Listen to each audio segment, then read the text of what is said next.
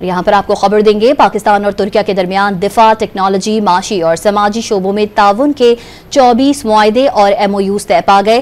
ترکیہ کے صدر کے 2 روزہ دورے کے موقع پر وزیر اعظم شہباز شریف اور رجب طیب اردوان سمیت متعلقہ وزراء نے معاہدوں اور مفاہمت کی یادداشتوں پر دستخط کیے۔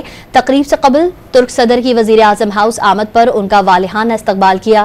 معزز مہمان کو گارڈ آف آنر دیا گیا، جبکہ پاک فضائیہ کے طیاروں نے فلائی پاسٹ بھی پیش کیا۔ اس موقع پر army chief general Asim Munir بھی موجود تھے۔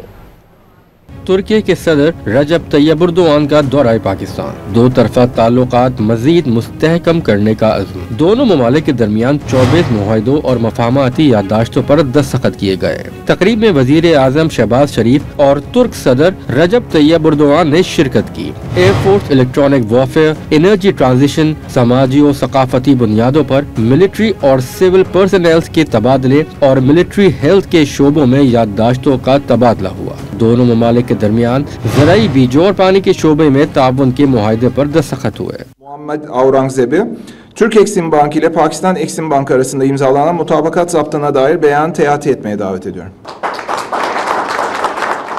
اس سے قبل ترک صدر رجب طیب اردوان آج وزیر اعظم ہاؤس پہنچے، جہاں ان کا پرتپاک استقبال کیا گیا۔ اس موقع پر دونوں ملکوں کے قومی ترانے بھی بجائے گئے۔ گلگت بلتستان، آزاد کشمیر اور چاروں صوبوں کا روایتی رقص بھی پیش کیا گیا۔ معزز مہمان کو گارڈ آف آنر بھی دیا گیا۔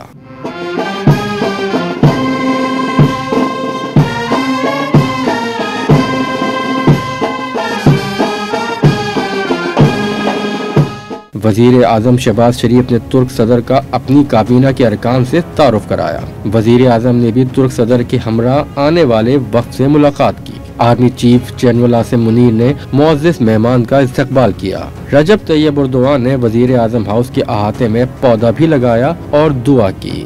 اس موقع پر پاک فضائیہ کی جانب سے خصوصی فلائی پاسٹ کیا گیا اور JF تھنڈر اور F-16 طیاروں کی فارمیشن نے معزز مہمان کو خصوصی سلامی پیش کی۔